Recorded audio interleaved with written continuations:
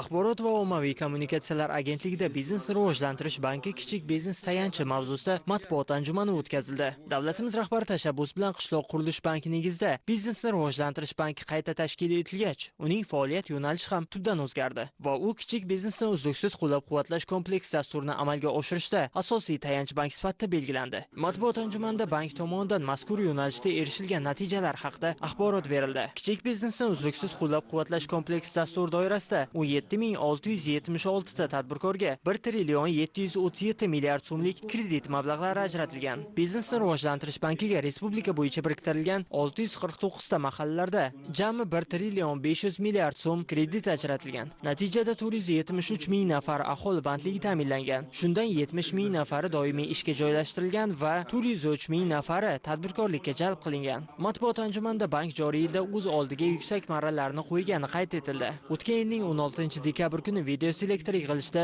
davlatimiz rahbari tomonidan belgilab berilgan topshiriqlar asosida bank biznesni moliyalashtirish va aholini kambag'allikdan chiqarishga qaratilgan ishlarni yanada faollashtirmoqda.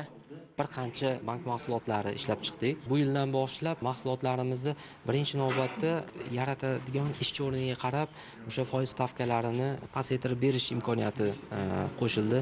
Ayniqsa ayol tadbirkorlar bo'lsa, yana qo'shimcha bir foizni arzonlashtirish imkoniyati yaratilgan. Kichik biznesni uzluksiz qo'llab-quvvatlash dasturi doirasida bir qancha o'zi imtiyozli kreditlar, moliyaviy va moliyaviy qo'llab-quvvatlash turlari mavjud. Shu bilan birga bankni tijorat faoliyati asosida shu kichik biznesni qo'llab-quvvatlash uchun ajratayotgan kreditlari ularga qo'shimcha tayanch bo'ladi.